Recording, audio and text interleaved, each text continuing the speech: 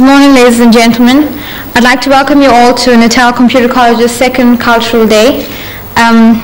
Thank you all for attending, and without much further ado, we'll commence to the first item, which is by the Muslim Students Association. Thank you, Madam MC. Assalamu alaikum wa rahmatullahi wa barakatuh. Peace and greetings to all of you in the name of Allah. The Muslim Student Association extends a warm and cordial welcome to our guest speaker, Mr. Ahmed Deedat, the staff and students of Natal Computer College. Mr. Deedat will be discussing the topic, the Quran and the computer. After his talk, students will be given the opportunity to ask Mr. Deedat any questions. Please feel free to ask him any questions whatsoever. Mr. Deedat.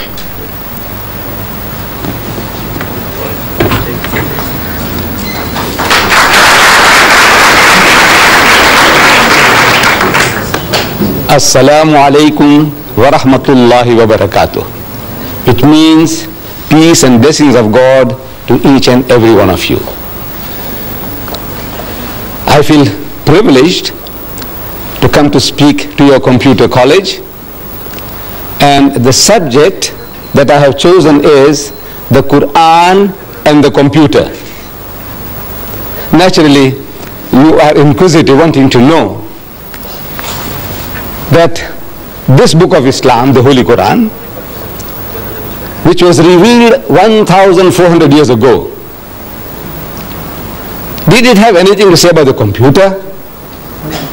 Mr. Deedat, you ask, how do you fit in the Quran with the computer? I said, you see, for a long time I myself didn't see it. I have been reading the Quran in a translation form like this one, the Arabic text with the translation, and I have been reading verses and they gave me some faint idea, but I didn't have a very clear picture until about 1975. How did it come about that I can see this relationship between the Quran and the computer? In 1975, I get a phone call from Zambia telling me that 8 tickets are waiting for me at the South African Airways. I must go and pick them up to visit Zambia on a lecture tour. So I rushed down to the center in Aliwal Street and Smith Street corner, South African Airways, and I go to the man at the reception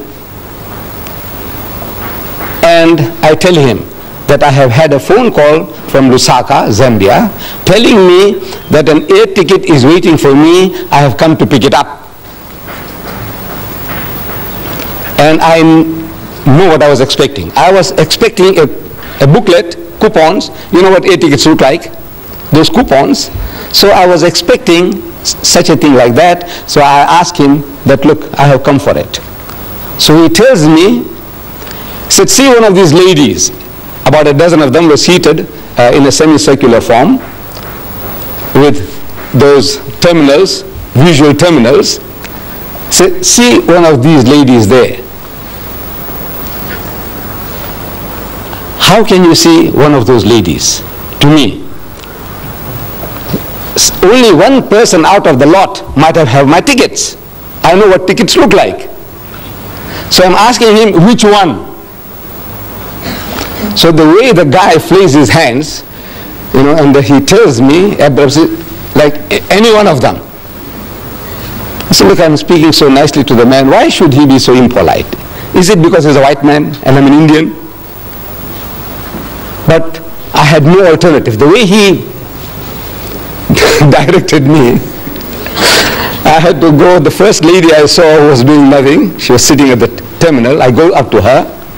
I said, excuse me, madam, I have had a phone call from Lusaka and they tell me that there is an air ticket waiting for me. I have come to pick it up. She asked me, what's your name? So I tell her, my name is Ahmed Deedat. She says, spell it. So I started spelling it, A-H-M-E-D, Ahmed, D-E-E-D-A-T, Deedat. While I am spelling, she is typing on the keyboard before her. She said, yes. In other words, that means she's got it. Yes, so what now? So I said, you see, I want to go from Durban to Johannesburg in the evening, on a Tuesday evening. What have you got for me? What arrangements? She said, well, there is one at 6 p.m. I said, right, that suits me fine. Can you book me on? She says, yes. It's done. So I tell her, you see, on Wednesday now, the next day, I want to reach Lusaka at 3 o'clock in the afternoon. That's what my hosts in Zambia told me. I must arrive there at 3 o'clock in the afternoon. I want to be there at 3 o'clock. Now, what arrangements can you make for that? So she typed again on the keyboard, and she's asking me, do you want to go through Maputo or through Gaborone? I said, look, it doesn't matter as long as I'm in Lusaka at 3 p.m. So she types again, and she said, you see, you are booked on Zambian Airlines, and the other plane to transfer this ticket to another we have to contact Zambian Airlines. And there is a national holiday in Zambia today, so we can't contact Zambian Airlines. So please come tomorrow. And you can imagine my disappointment walking from near the Mosque Madrasa Arcade to Smith Street and expecting the ticket in my hands, that it was almost within my reach, but not within my grasp. Disappointed. Come tomorrow. So I'm asking the lady, I says, madam, where did you get all this information from? So she tells me this is from the head computer in Johannesburg. I said, you know, when you were trying to book me in at the 6 o'clock flight, suppose there was only one seat left, and there were more than one of these terminals might have been trying to get the ticket. What happens then? He said, no, the first one within the second, he gets ahead, he gets a ticket, and the rest is blank. How does this happen? He said, you see, every computer in the country which is connected to the head computer has access to that knowledge. The head computer in Johannesburg. Everyone with this terminal has access to that. I said, I see. And I came out, walking back to my offices in Madrasa Arcade. While I'm walking back, the thought occurs to me that this is how this Quran was revealed. This Quran. And verse from the Quran, from the 85th chapter, the last verses 21 and 23, the last verses, tells me, بَلْ هُوَ قُرْآنٌ مَجِيدٌ فِي لَوْحٍ مَحْفُوظٍ, that nay, this is inscribed in the glorious Quran from a tablet preserved. From a preserved tablet.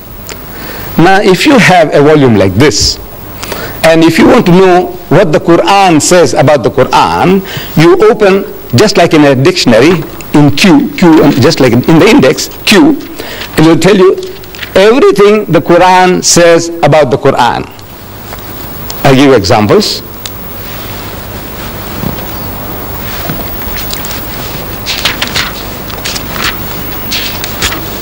Quran,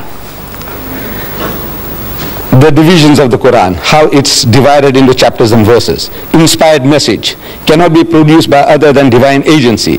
Verses, fundamental and allegorical, these are different topics. God is witness to the Quran. God's revelation, the Quran. Follow it and do right, the Quran. Respect and attention due to it. Book of wisdom, the Quran. It's in Arabic, the Quran. Described, and on and on and on. What does the Quran say about the Quran? The last subject in this index on the on the Quran, it says the tablet preserved. The tablet, this, when you have it, you'll be able to see it with your own eyes. It says tablet preserved, chapter 85, verses 21, 22. I read it to you. So the picture comes to me, this is how it happened. See, the whole picture comes along, the history of Muhammad, that he was in Medina, I have been reading, and a Christian deputation had come from Najran, an outskirt of Yemen. They had heard that another Arab now, he's claiming to be in communion with God, he's claiming to be a prophet. So these Christians, they said, let's go and see this another Arab, and we will question him, cross-examine him, want to know what does he know about religion. So they come to Medina, and they are housed in the mosque of the Prophet. They sleep in the mosque, they eat in the mosque, and they have a dialogue in the mosque for 3 days and 3 nights. It's going on. During the course of that discussion, the spokesman for the Christian is posing the question, among so many other things. He said, all right, now tell us, O Muhammad, what is your concept of God?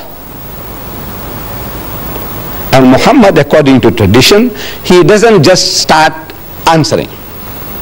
He, so to say, presses his spiritual buttons. There were no buttons to press. But I said, so to say, he presses his spiritual buttons, trying to commune with God. He said, oh my Lord, what shall I say? What shall I say? He could have made a case, like we do. At times when we are asked questions, we have no ready answers, so what do? We beat around the bush. We fumble to gather our thoughts. You see, it's like this, and it's like that, and so on. While we are talking, while we are trying to share, our thoughts are coming into focus. That's what we do. If I were to ask you, my children, what is 6 times 6? Immediate answer. I take it. 36. 6 6 36. I say, what is 12 times 12? You say 144. Because you have a ready answer. But if you didn't have a ready answer, what do? You say, well, you see, 6 times 6, you take 6 and you put 6 times 6, 6, 6, and then we add, and 6 and 6 is 12, and 6 is 18, and you are fumbling for the answer, but you will get it, but you fumble for it. That's how what we normally do. Muhammad doesn't do that. He could have said, you see, our concept of God is almost identical to yours. You see, you believe in the God of Abraham and the God of Moses and the God of... He said, well, we also believe... This is how we all talk. That's how we talk. Not so Muhammad. He's asked a question, and he must get it from the highest authority, from the head computer. So what he does, he presses spiritual buttons, and comes the answer through his mouth. He is the end terminal. Every prophet of God is an end terminal of that head computer, the knowledge of God. If you are that, you have access to that computer, the head computer, and you have a problem, and you commune, say, oh my Lord, what shall I say? He said, tell them, Moses was told, tell them, thou shalt not commit adultery, thou shalt not covet thy neighbor's wife, thou shalt not steal, thou shalt not kill. You see? So he's telling them, from the head computer, whatever knowledge is given, the prophet of God, the man of God, he articulates them.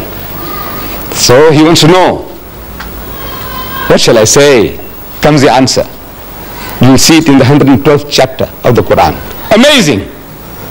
You open the chapter, it begins. Qul huwallahu ahad. Say, he is God, the one and only. Allahu samad, God the eternal absolute.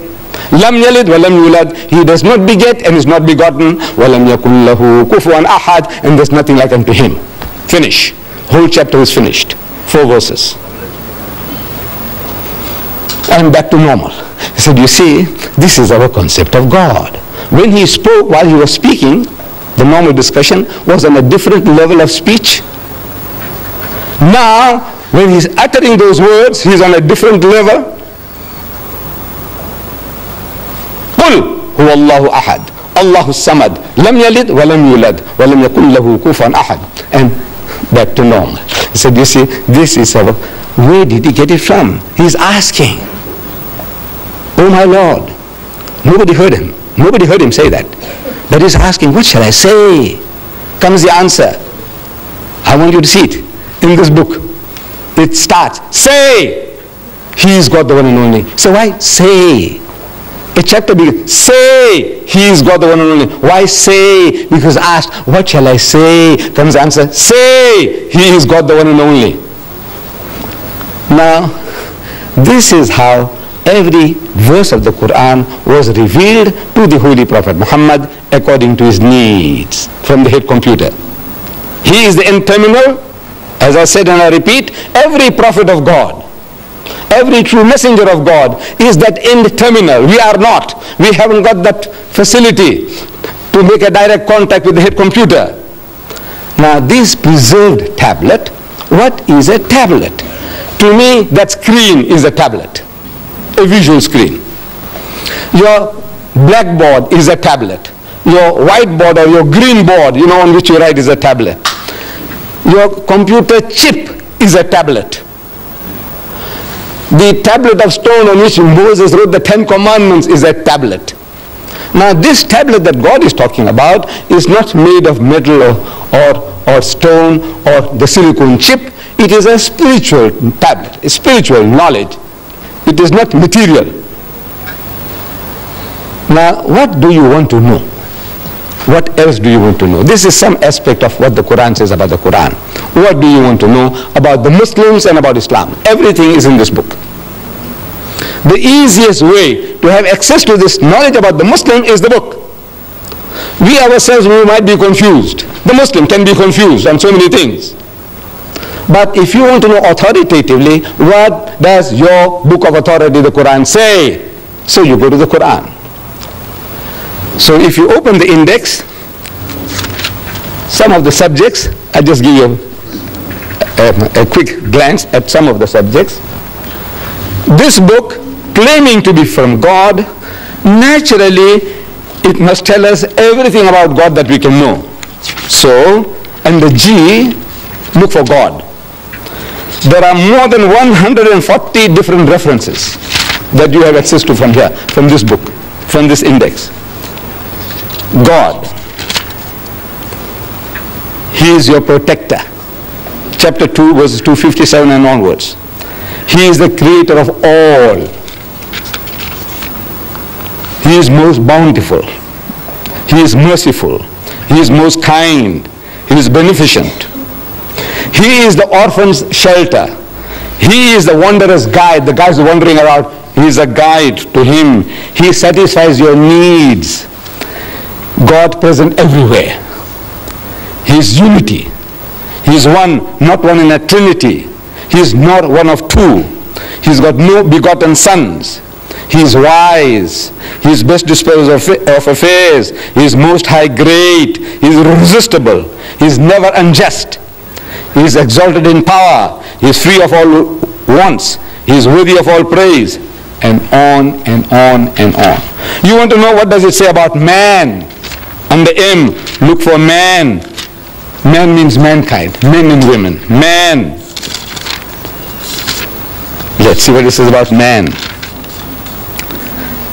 Man.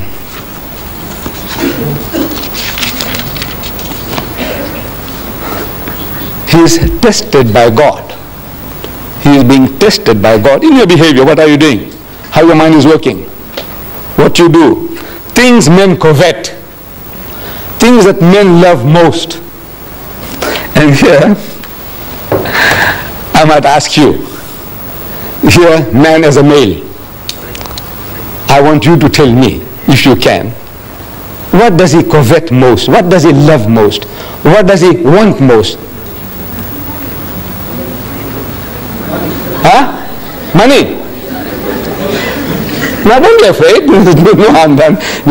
We won't disqualify you in your exams. Yes, my child. Materialistic. Power. Huh? Huh? Who said that? Who said that? What did she say? Woman. Woman. Yes, woman. Look, this is 1400 years ago. This man Muhammad is made to say things men covet. I want you to look it up when you have this book. You will have this book. Each and every one of you will be entitled to this book free. I will give it to you all free. This encyclopedia. So no use me tantalizing before you. You know that golden carrot, and says, you see, it's there, it's there, it's there. And he says, where do you get it? I say, you see, you go to the Islamic Propagation Center and you buy one. Now I want to do business with you. No, I'm not here to do business. So the Quran says, زُيِّنَ لِلنَّاسِ حُبُّ الشَّهْوَاتِ مِنَ النِّسَاءِ. So fair in the sight of men is the love of things they covet. Number one, مِنَ النِّسَاءِ, of women. وَالْبَنِينَ, then your offsprings, your children. وَالْقَنَاطِيرِ الْمُقَنْطَرَةِ مِنَ الذَّهَبِ وَالْفِضَّةِ, and hoarded heaps of gold and silver, and well-tilled land, and horses branded for excellence. These are the good things of this world's life, says the Quran. But the nearness to God is the best of goals to strive for. Number one, the greatest distraction for man is woman.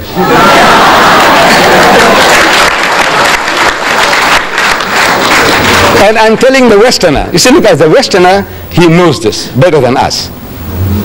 The Westerner, he knows this. See, he exploits this weakness of man to the limit.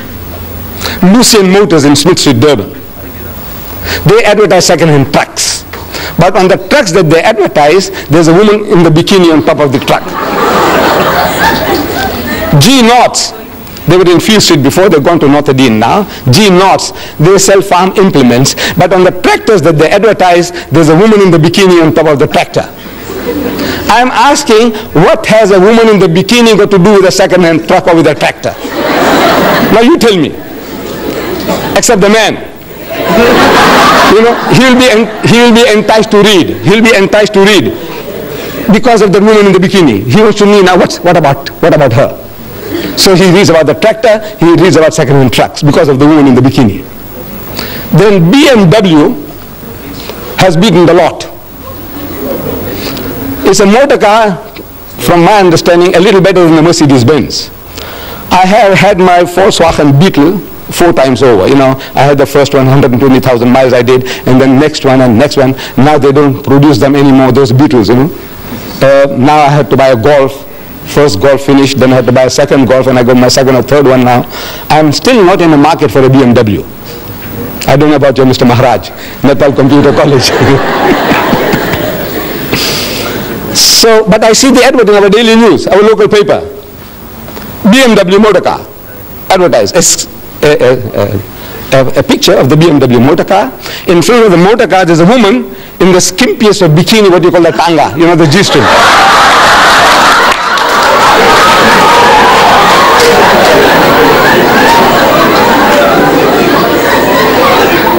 And in front of the motor car, this woman is standing, you know, in a lustful, enticing pose. You can almost hear her saying, "Come on, come on."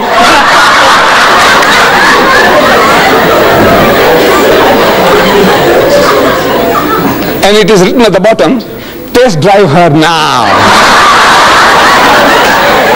Who? The woman of the car. Who? Now you see what? I said I'm not in the market for it, but I had to read it. I had to read it. You blame me? I'm 73. Sorry, I've taken you off. Things men covet. You see it there. He's ungrateful. The ungrateful rich man. He is ever ungrateful. Leave out one to another. You know, we do some little favors for one another, and we expect some kind of gratitude. Fidelity, faithfulness. One of our South African poets, he describes it very beautifully, the ingratitude of man. He says, fidelity, faithfulness, is said to be a human attribute, which makes a modern gentleman distinguished from the brute. But that supreme fidelity, inborn in every hound, in every dog, which is the mark of man's best friend, in man is rarely found. This faithfulness, gratitude, the dog shows it. But mankind in general, the most ungrateful of people, one to another and to our Maker. If you are not grateful to our Creator, what is man to man? What? I give you this book, and I expect you to be, every time you say, "Mr. Deedat, thank you very much, you know, for that book." I expect that from you? No, I don't expect it. I shouldn't expect, because if I expect that, I'll be disappointed in mankind. I won't do anybody any good at any time. So look, these are all ungrateful riches. Let them go to hell. I said, no, that's not my job to send people to hell. I says, no, I must do my best. I don't expect any reward from anybody at any time. He's ungrateful. He is given to hasty deeds. Everything he does in a hurry, and then he regrets afterwards. And on and on and on. What do you want to know? You want to know about Jesus? Open J. everything about Jesus. You want to know about Moses, everything about Moses. You want to know about marriage in Islam, under M. You want to know about divorce in Islam, under D. What do you want to know? Everything on your fingertips. Now this book is yours. There's no bluff. You see, the only thing you have to do is collect these cards. These cards will be given out to you at the end of the talk. Each and every one is entitled to have a card. Only one, please. This card, you take it to 124 Queen Street, opposite the mosque in Queen Street. There's our Islamic television there in the window. Next door there's our shop there, also Islamic Vision, 124, 126, the address is given here. You go and present this, that's all. You give this card and they give you a book, this encyclopedia of 2,000 pages. How much? How much? Free. The only thing you have to do is take this little amount of trouble to go and give the card to get your book. Give your card, get your book. Now, what you do, suppose you take this card and before you go out, somebody tells you, man, you will get caught with this book. This book is going to capture your mind. It's going to enslave your mind. And if you get terrified, what you do? Tear it and throw it away. There's one book gone. Just tear it and throw it away. But you owe it to yourself. You owe it to yourself. There are in the world today 1,000 million Muslims. Just from the point of view of knowing how their minds are working, just from that point alone, you want to know what does his book say about what and what and what. The guy, the Muslim fellow who comes to you, you make an appointment, and the guy turns up late. Now, we are all, I don't know, most especially we black people, Indians, Africans, Coloreds, we are all, Muslim or non-Muslim, we are all not punctual. Generally, we are a very unpunctual people. We don't value time. But now if the Muslim fellow lets you down, you see, you have something to beat him with. And he can't fight back. You ask him, he says, you Muslim? He says, yes, I'm Muslim. He's very proud to say he's a Muslim, yes. And you're late? He said, well, he said, wait. You are going through a special training of punctuality. Once a year for 30 days, you are so punctual to the second, to the minute. In your fasting month, you fast? He said, yes. You fast? He said, yes. When you break your fast, when do you break your fast? Certain fixed time, right? He said, right. And you wait with the watch on your hands. Or in the mosque you wait for the muazzin to give the azan. Allah, immediately you break your fast. Right? Or in the old days, I used to live here as a young boy in Prince Edward Street, and we wait. You see, when the azan, the time for the breaking of the fast or the time for the evening prayer comes, they switch on the light of the minaret. And the children are waiting in all the street corners. They watch for the light. And they start shouting all over. We used to hear those days. It says, Batti Silgi, Roja Choro. It says, the light is on, break the fast. Light is on, break the fast. And everybody starts. Straight away. No wasting of a second. Right? For 30 days you did it. To the second. And you can't meet an appointment. You are the fittest guys in the world for appointments. For punctuality. That's what you are trained for. And you give it to him. You find a guy eating pork chops. You may say, you Muslim? He says, yeah. He says, I thought your book says you can't eat the pig. He said, no, this is ham. So look now what you're talking about. That's a pig, man, piece of pig. Call it ham, call it bacon, call it Vienna sausages. It's pig. Tell him so. So can you see now, if you just know, it puts you on a better wicket. And I want to put each and every one of you on a better wicket to put the guy right. My Muslim brothers and my children. Put them right. And you will get pleasure in it. Because, by God, because you are not creating offense. You say, look, this is your teaching, Mr. Deedat. This is your teaching. So, this is what I'm offering to you. This book it's a book of ornamental for you from the knowledge point of view, the psychology of man, about religion in general. You want to know about karma. Have you heard the word karma? Yes. There's a Hindu term, karma, the law of cause and effect. The law of cause and effect. That every action has a reaction. Beautiful. We believe in that. Everything you do, it has its repercussions. Karma. You want to know about karma? Open K. In this book. And you say about karma. You know about lingam. I don't know whether you know. Under L, you'll find lingam. There. In this book, believe me. In this Quran, what do you want to know? So you owe it to yourself that you take this little trouble of carrying this card and going along and redeeming it for this book. Absolutely free of charge. Now, my dear children, Mr. Chairman and the lady here, I leave myself open to questions, any questions. You can ask any questions. Even criticism will be welcome. I assure you, my children. This old man can take it. I am yours. Yes.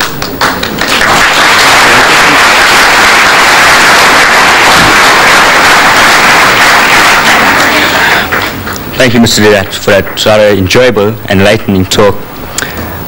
Please feel free to ask Mr. Deedat any questions whatsoever.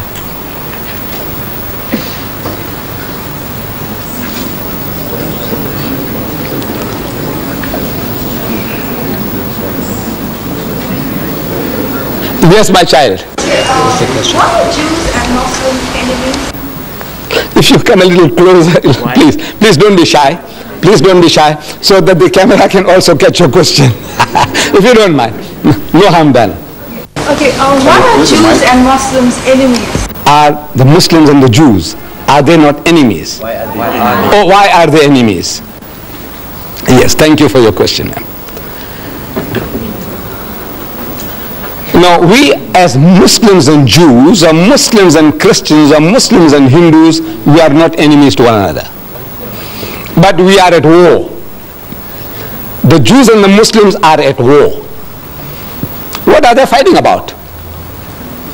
They are fighting for a piece of land called Palestine. My brothers, the Arabs, they say Palestine belongs to them. My cousins, the Jews, they say Palestine belongs to them. It's a battle for the land. We have between brothers and brothers. Brother, they're all, among us especially. Father dies, and you find that this estate can't be settled. They must go to court. They must go to court. The dividing the shares, the inheritance. There's a war after war. Every Indian, I'm talking about the Muslims. You see, I don't know about the Hindus so much. But I know my own people. You have to go to court. You have to go to court. So, this is brother and brother. We are brothers and cousins now. And both are claiming the same piece of land. What are the rights and wrongs of it? Now that is something that we can discuss. We can talk. For example, I'm talking to the Jews. I say, come and talk to me. I'm talking to the Jews. I've spoken to the University of Cape Town. I've spoken to them here at the Natal University. I have had so many discussions with them. I have written a book, Arabs and Israel, Conflict or Conciliation, and I sent it to every influential Jew in the country, in South Africa. The reaction was, they want to kill me, they want to bomb me. I said, come, talk to him. So I got it all recorded, when they phone up and they use abusive language and what they're going to do to me and all that. I said, come and talk. Because my book says, call them. Call people to a dialogue. Come, let us talk. See if we can see reason. So it is not Muslim want to kill Jews or Jews wanting to kill Muslims. Because we have lived together, Muslim and the Jews, for over 1,000 years, no problem. You see, in Spain, the Muslims ruled Spain for 800 years. And the Jews were the second highest in the hierarchy, doing work among the Muslims. The greatest achievement of the Jews was by the Jews in Spain and the Muslim rule.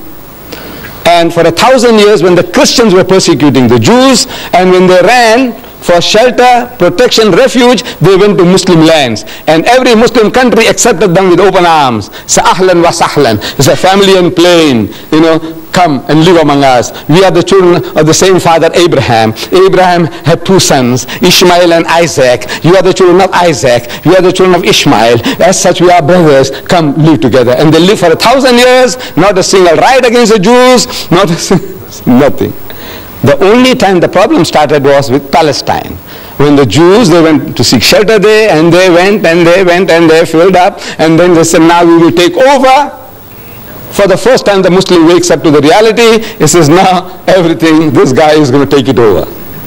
Inch by inch, the guy's got in. Now he's got the backing of the Western nations, and he's technologically more advanced than the poor Palestinians. illiterate, ignorant people, and he says, now these are easy meat for them. So now they wake up, he says, no man, this is not right. So this conflict from 1918 onwards, prior to that, no problems between the Muslims and the Jews. Any other question? Yes, my son. What's your opinion on the satanic verses? Well, as the words say, satanic. The guy is satanic. The guy who wrote the satanic verses is satanic. You see, the trouble is that bulk of the people, nobody has really read the book. In the Royal Albert Hall, I went and spoke about that book of Rushdie. 6,000 people. And I made the chairman to read the introduction. There's a poetic introduction, a quotation by Daniel Defoe, some literary man, his quotation about the devil. So I made the chairman to read it from the satanic verses. And the chairman read it and is asking 6,000 people, anybody at any time has read this? Or you have seen it anywhere, or you read anywhere? Out of 6,000 people, one guy put up his hand. Where? In the satanic verses. Then I'm asking the people, the audience. I said, you see, Rushdie has something special to tell about you Londoners. I said, on the very first page, he calls you all bastards. You Londoners are all bastards. Do you know that? No. I said, Londoners, I said, you, whether you are an English Londoner, or a Pakistani Londoner, or a Sikh Londoner, or a Hindu Londoner, you are a Londoner, you are a bastard. Shocked. I said, look, what have you been reading? You say this book is very good. I said, come on, talk to me. Then, of course, it was more than an hour's talk. I'm giving him what he says about Rama, what he says about Sita. Did you read it? He says, no. I said, you will want to kill him, you. What he says about you white people? The whole white race is his white women, no mine, fat, Jewish or non-differential. White women, I can't say the other words. What they are good for. I can't. But I said, now you talk to me. You want to know? I said, you white man, you know what he says about your mother, your wife, your sister, your daughter. You Jew, you know what he says about your mother, your wife, your sister. I want to know what are your reactions. Then this is what he says about Rama and Sita. This is what he says about all of your whole white race. And on and on and on. The filthiest, dirtiest book in my life I ever came across was the satanic verses. Really satanic. Keep away from it. From the price point of view, at one time it was costing 15 pounds. There's 75 rands. You want to waste 75 rands on that? It's about 540 pages. 75 rands. Here I'm giving you, my son, 2,000 pages free of charge.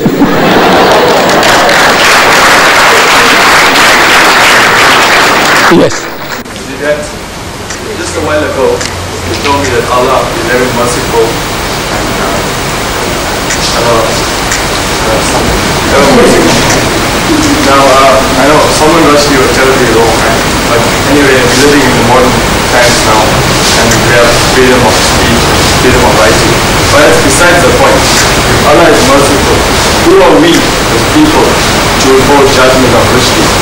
Because, you see, we didn't create Rushdie. He was created by God himself. Right?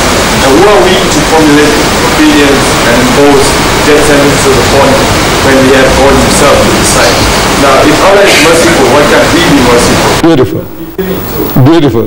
I'm an Hindu student, right? And my scriptures teach you to be obedient, merciful, and sympathetic to the elderly.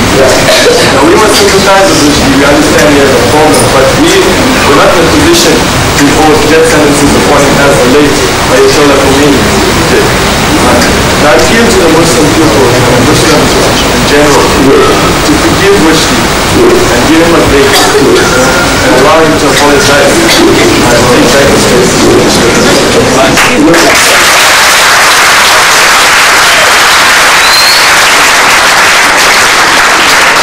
My son, very beautiful thoughts. God is merciful and we are expected to be merciful. He is just and we are expected to be just. He is beneficent, we must be beneficent. Charitable. He is holy, we must be holy. That is the teaching of Islam. That is the teaching of Hinduism.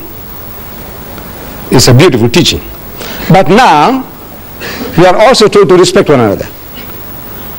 Now, ask you, what is your name? So you tell me, I'm Mr. So-and-so, Naidu, or Padyachi, or Mudli, or Govanda, whatever.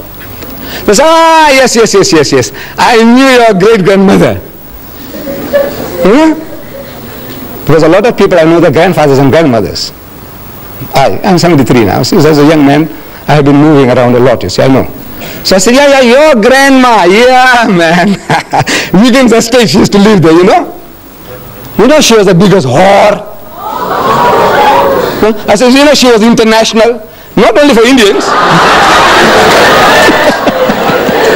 Now, if you punch me in the jaw, have I a right to blame you? I said, what am I doing? I'm asking for it. Am I not? He said, what am I doing?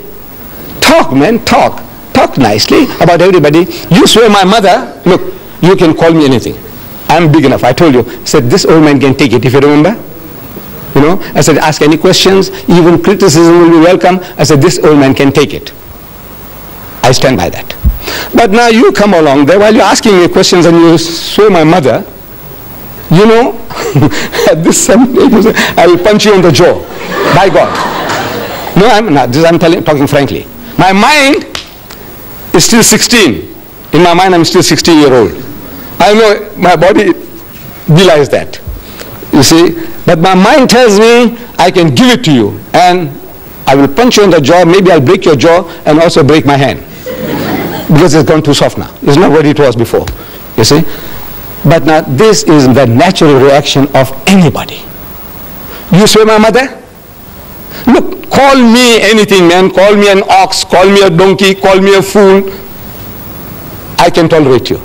But leave my mother out of the picture. You understand? Don't talk about my mother. Don't talk about my wife. Don't talk about my daughter. Now there I'm going to go berserk. You blame me for that? You see, the Western law, beautiful. It protects the living. If I call your mother a whore, your mother has a right to take me to court. Did you know that? She has a right to take me to court for besmirching her fair name. I call her a whore. I must go and prove it. In the house of Islam, as a Muslim, in a Muslim country, if I call your mother a whore, I must produce 4 witnesses to prove it. That I saw her actually committing adultery. Not one, no, I saw another 3 witnesses. We all are eyewitnesses. And all the witnesses, if they have to come to testify against your mom, they'll have to be consistent in their evidence and the cross-examination. If one of them fails, all the 4 will get 80 lashes each. You besmirch the fair name of a lady? Now, that is Islamic law, Western law, law of defamation. You say something about a living person, that person has a right to take you to court. That you know. But you see, Western law doesn't protect the dead. Your mother is dead, and I call her a whore. And I'm a big bully. I have a big gang behind me. I say, go on, do what you like. What can you do? What can you do? Nothing. You're helpless. Because the law doesn't protect. They say, look, then now you must bring your mother out of the grave to come and say, look, I was not a whore, which we can't do. So the stigma sticks. So that guy, I have no right to forgive. If somebody saw your mother, or I saw your mother, these people have no right to forgive me. Your mother has a right. If she's living, she has a right to forgive me. You forgive me, your brothers and sisters forgive me, your father forgives me, your mother but if your mother is dead, if she's dead, I get away with it. So this is the law why the man says, now you say something about my mother which is blasphemous, and the law of blasphemy in the house of Islam is death.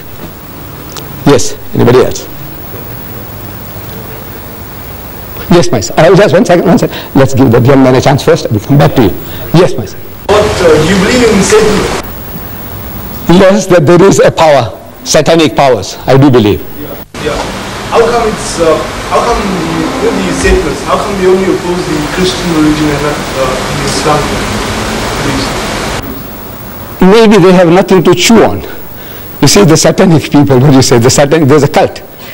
Is that what they are attacking the Christians, you say? Right, because they come from Christian background. Sit down, my son. You see, they come from a Christian origin. All the Satanists, they were not Hindus. before they became Satanists. They were not Muslims before they became Satanists. What were they? The background, Christianity. So in other words, they come from that background, they know more about their background, so they attack that background. I think that is the answer. Why would they want to attack the Christians and not the Hindus, not the Buddhists, not the Muslims? Why? I said, no, they have no knowledge about Buddhism, Hinduism, Islam. They have no knowledge, but they have knowledge about Christianity, so they can play on that.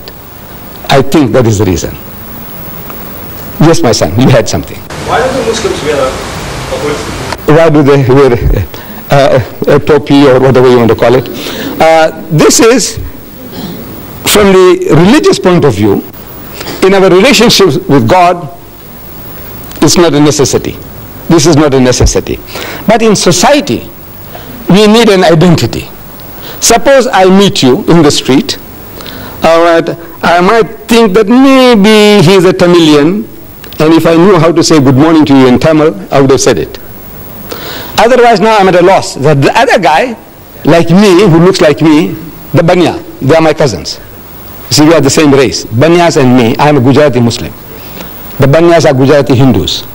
In our complexions, we are the same. The Banya Hindu and the Banya Muslim is the same. We also have the same surnames, if you know. Muslim Patel, Banya Patel. Muslim Desai, Banya Desai. Muslim Bhula, Banya Bhula. I'm sure you have come across. Right. So what is all this? No, actually we are one people. Now when I see the man in Grey Street, I'm telling you, frankly, I pass the people in Grey Street and a lot of people, they smile at me. Now I don't know whether the guy is a Banya Hindu or a Banya Muslim. I don't know. So I also smile. Because I can't make out. Because I keep on seeing them, their face becomes familiar, as if I know the guy. But now what shall I say? Shall I say Namaste? Shall I say Ram Ram? Shall I say Assalamu Alaikum? I said, what shall I say? So because I'm not sure, I also give a big smile. Now in the West, my people now, because of this problem, they start saying hi, hi, you know, you're 100% okay, you know, hi, you can't say salam babu, salam bhaiya, or you can't say, you say hi becomes universal. So we wouldn't like to lose our culture and tradition. I like to wish you, my son, whether you are an African Muslim, I say assalamu alaikum. If I see you are an Indian, I say assalamu alaikum. Anybody, I go to China, I see somebody, I say assalamu alaikum. And that's an open door for us. So as soon as I say assalamu alaikum, I go to a strange place, Hong Kong. I've been there, Hong Kong, Singapore. And you see anybody say assalamu alaikum, I says, you know, I come from South Africa. Where is the mosque? He says, come, I will take you. Otherwise, I'm asking, excuse me, where's the mosque? So what's that? I don't know, I'm like a fish. If I recognize somebody, immediately say assalamu alaikum, and his heart and home are open for me. It's like an open sesame, you know, this headgear.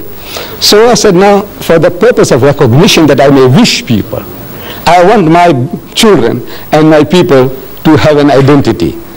That, you know, we can wish you assalamu alaikum, it's wa alaikum salam, and immediately it's a bond is created, immediately. I give an example in the tubes in London. I've been sitting so many times, a man across from me, you know, sitting face to face in the train, in the tubes. And you dare not open your mouth. You don't know how to start.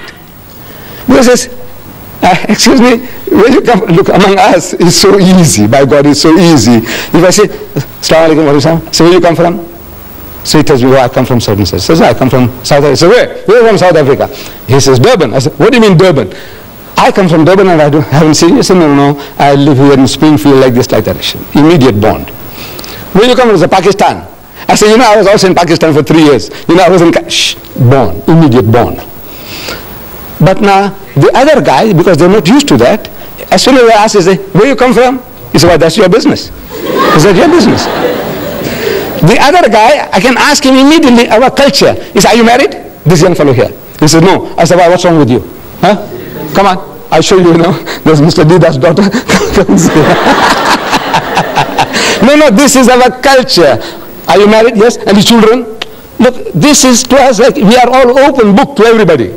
We want to know. We want you to know everything about me, and I want to know everything about you. And this does it when I know that this is our cultural background. I can talk to you more freely. Otherwise, I'm afraid. If as soon as I ask you some question, you say, what are you from the inspector? Receiver of revenue? What is it? Yes. Yes, a lady. Yes. Why don't females go to mosque? Yes. Why don't females to the mosque? Yes.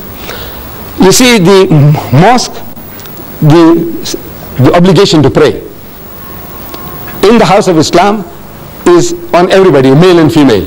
We are all obligated. Fasting, same. Pilgrimage, everything that the man does, the woman does. Everything, same. But there is what is called a segregation of the sexes in the house of Islam. Like among the Africans, it's a shanipa, respect for womanhood. See, the man comes along into the kraal, the men go with the men, and the women go with the women. Now, in our culture, it's the same. There is what is called a segregation of the sexes. Men and women are not allowed to freely intermingle. So in the absence of a separate facility in the mosque, where they can come into the mosque without intermingling with men, they pray at home. But now in the mosques in South Africa, provisions are being made.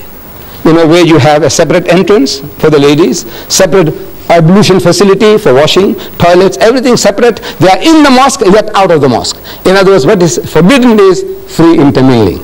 In the house of Islam, means in our teaching, no Muslim man has a right to be alone with a woman who is not his mother or wife or sister or daughter. Everybody else is to keep them at a respectable distance. If I was going to Johannesburg alone in the car, I need company. If I see you, my sister, my daughter, you standing by the roadside, trying to thumb a lift, my religion says don't give her a lift. Not because you are an African. Even a woman of my own race, don't give her a lift. But if she's accompanied by a man, maybe her husband, maybe her brother, maybe her father, it's an act of charity. Come inside, I'm empty, where are you going? I'm going as far as Newcastle, etc. Get in. Free. It's an act of charity. But if the woman is alone, whatever race, my own race, he said, don't give her a lift. Why? Because it is a challenge to man's manliness if he doesn't make some suggestions. This is man, any man, every man, unless he's a hypocrite or something else wrong with him. A man is a man. He has a woman beside him and he's traveling alone now. He wants to know, are you married? He says, no. Have you got any boyfriends? He was, are you married? How long? 15 years. Any children? He says, no. He says, Mr. Naidu, working hard enough. Big joke. This is man, any man. See, every man is like that. So therefore, this is now, look, before that thing happens, this old man, I'm talking about this old man himself. Look, before that happens, you see now, you are nice and jovial, you're smiling, I say some small joke and you laugh like hell, in the car. To me, this woman is game. She is fair meat. This is man, any man, every man. So, Islam says, keep him at arm's length. I must keep you respectfully at a distance, and you keep me at a respectable distance. This is the reason there is no free intermingling of the sexes. Yes. Yes, my son. Deedat, so with all due respect to your religion, may I know what is the purpose of circumcision? Because I mean, ain't now, if I were to join your Muslim sect as such, and that hurts. Right. Agreed. The young man wants to know about circumcision. I know that is the biggest barrier, in we getting converts. The man says, man, I agree with you, everything is fine, I said, look, man, you mustn't eat the pig. He said, but what's wrong, man? Pork? I said, well, I'll reason with you. He said, well, I can see your point. I said, look, you mustn't drink. He said, but uncle, a little nip or a tot, man. I said, look, my son, these are the dangers. He said, well, I can see your point. I said, no, don't be promiscuous. Don't go along and dance with other people's wives and daughters. And I said, but what's wrong, uncle? I said, look, I will reason with you. And he says, uncle, I see your point of view. But now you agree with everything. And I said, now circumcision. That's hard. So now I said, now what is this? I said, my son, this is for your own benefit. Look, now I'm talking about yesterday, day before yesterday, it was in our local paper. Cancer, the cervix in women. which is a killer among women. Cancer of the womb is a killer of women. 85% of all women who suffer from cancer of the womb are wives of uncircumcised husbands. Problem. I went to the RK Khan hospital some years ago. I had a problem.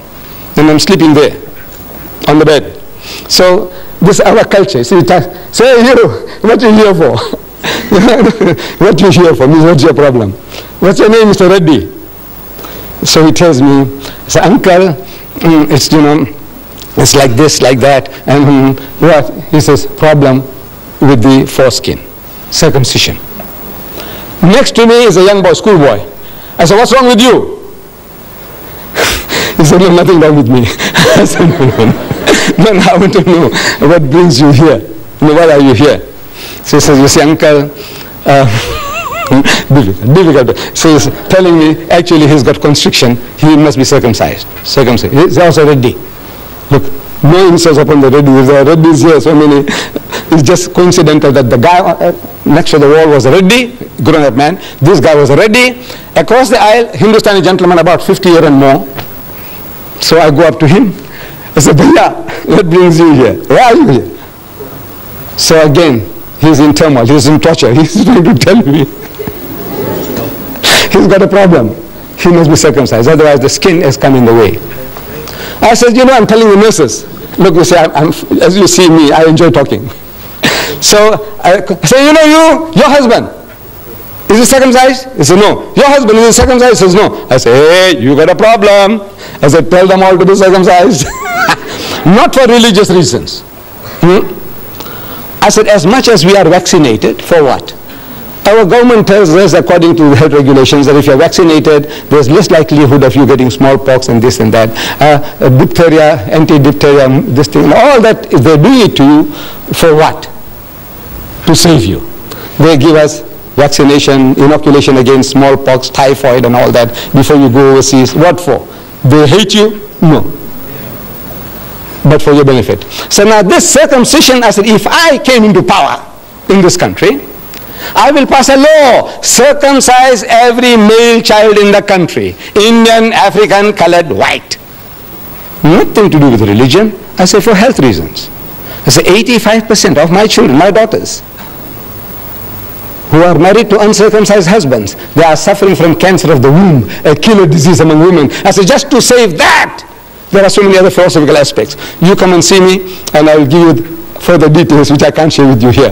But I said now, just that alone, 85% of the women who suffer from cancer of the womb are wives of uncircumcised husband. I say circumcise everybody.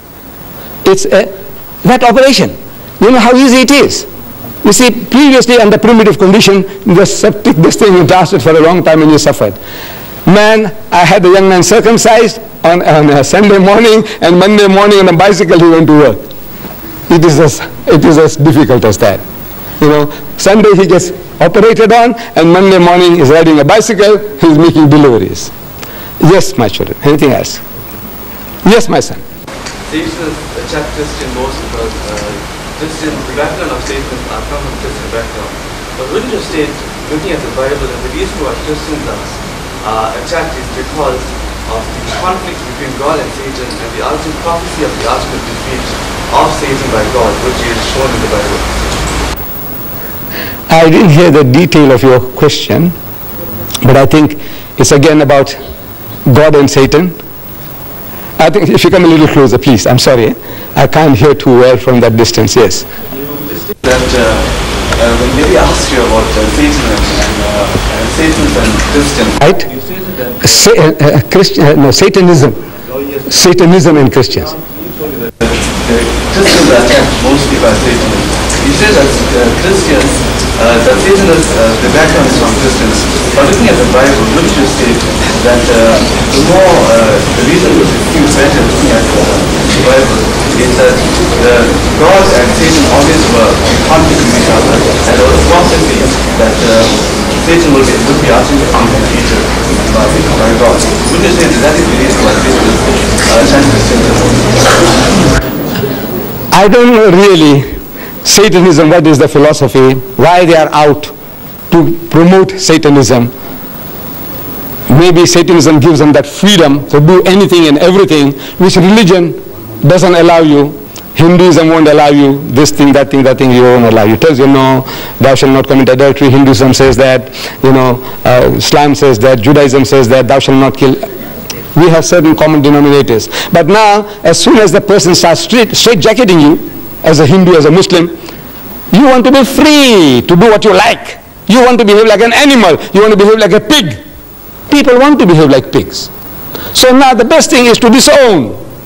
Just to disown religion altogether. And they said, now this is a new cult. They call it Satanism. But now the battle is with us. Every individual. We say, we believe that we have all got this propensity for evil.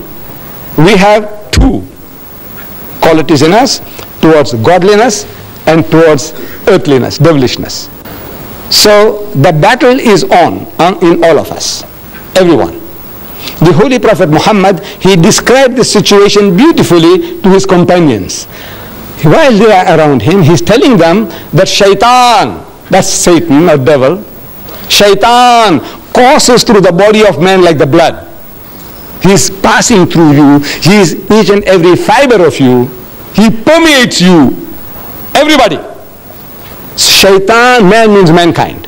Shaitan courses through the body of man like the blood. It's imperceptible. It's there. Your blood is moving and going and doing the job without you feeling that the heart is pumping and now supplying blood to the brain to allow me to think. Without that I can't think. But all this is all automatic. Similarly, this evil propensity also in man is permeating him like the blood. Everybody. Muhammad says yes, everybody. He said, what about you? See, they had the right to ask questions. You too. He says, me too. But mine is under control. Only difference is that the temptations are there, everybody, unless there's something wrong with you. You remember I described before? Something wrong with you. You are impotent or you are a lunatic. Those are different matters. But otherwise, everyone, we have these propensities and the battle is on. And we are to overcome those evil propensities. You say, the devil, the devil. You go and steal and you blame the devil. You go and rape and murder and you blame the devil. I want to know whether the devil came to you with horns, with a tail, with a barbed hook, with a ready complexion, and he told you to go and rape that woman. Did he? No. What is this devil you're talking about? It's you yourself. You are that devil.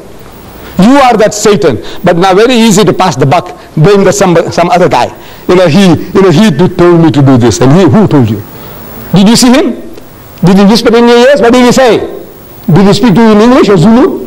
That's Satan you're talking about. What did he tell you? In Tamil? What did he tell you? So this is like a good thing, passing the buck. The thing is, it's with you, in me, in you, in me, and we are to give battle to these forces through the guidance of God. Whatever God tells us, he says, no, I shall not do it, I'm programmed. So we are shown the two broad highways according to the Quran. Two broad highways, one leading to salvation and the other leading to hell. The choice is yours and you have the freedom of choice. That will, freedom of will is given to you. You make your choice and you make your decision and therefore you are accountable. You will have to pay for it. You might get away here, but not in the hereafter. Yes. You want me to continue? Yes. Since if you have any more questions, I'm here. You think you have had enough? All right.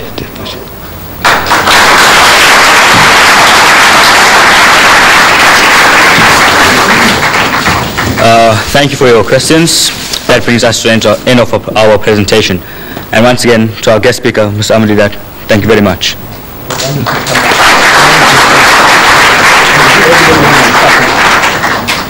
Thank you, Ms. Deedat, for a very enlightening and interesting speech.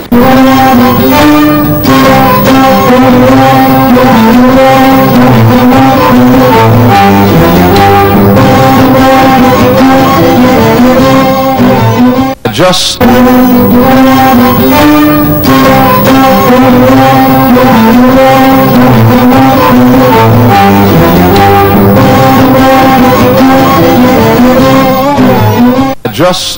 met Mr. Deedat this afternoon, just a few minutes really, I should say this evening, and he's one of the type of gentlemen that you meet and you like him instantly. And I want all of the Christians here, and of course I know that you Muslims will join in with us, and this doesn't count on my 30 minutes. I want us to give Mr. Deedat a big hand of welcome, of friendship to our city of Baton Rouge.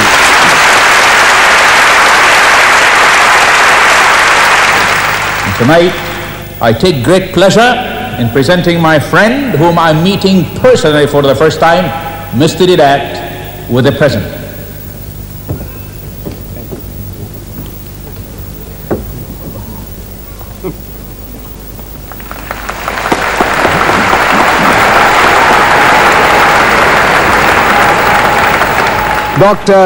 Dr. Sahib, I says, please tell these people that in my language, in English, when we say a spirit has no flesh and bones, that it has flesh and bones.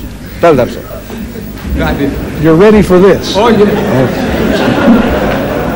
I want to be sure he's ready for this. But, all right, all right.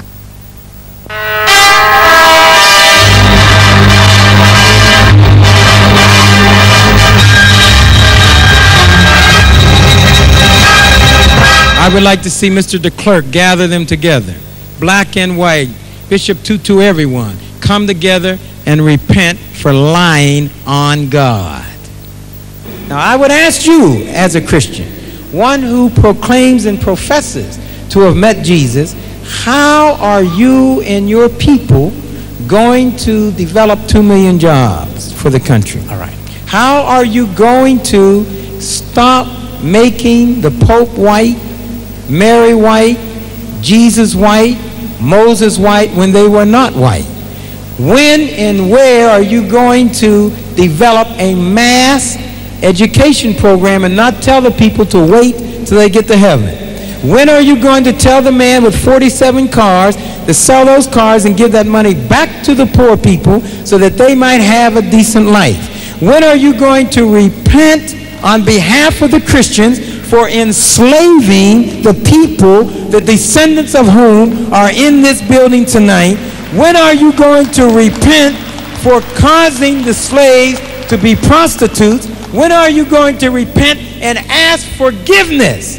When are you going to ask the white people to give back at least half of the 87% of the land that they stole in view of the fact that the Bible said, thou shalt not steal? When are you going to persuade your Christian white brothers to not control 95% of every asset in this country? And finally, when are you going to persuade the white people to give to the Tswana tribe all the Kimberly property that was the birthplace of all of the diamonds, and give them an accounting for all the money due to them?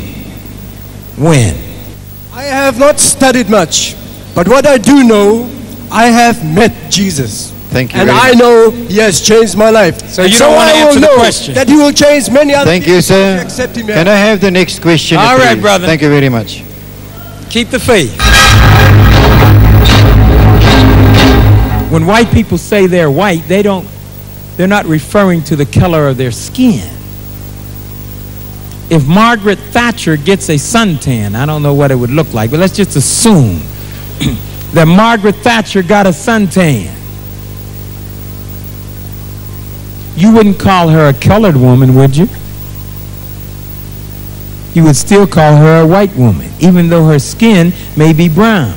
What do you mean when you say white? You mean that she is from Europe. So whether she's Italian, white, Sweden, white, England, white, France, white. White means coming from Europe. Black means coming from Africa. So whether we're fair skin, brown skin, dark skin, East Coast, West Coast, North, South, if we're from the black continent and we've been here 300 years, we are black people from the black continent. all over the world, 1 billion people uniting through Ramadan. That's why I'm hopeful and optimistic that by the year 2050, when 1 out of every 2 persons would have been born a Muslim, we would have the first real meaningful opportunity for a permanent world peace. Assalamu alaikum. This country could explode. Who will be the first targets? The businessmen, the lawyers, those who didn't want the masses in their office. They will come without your permission.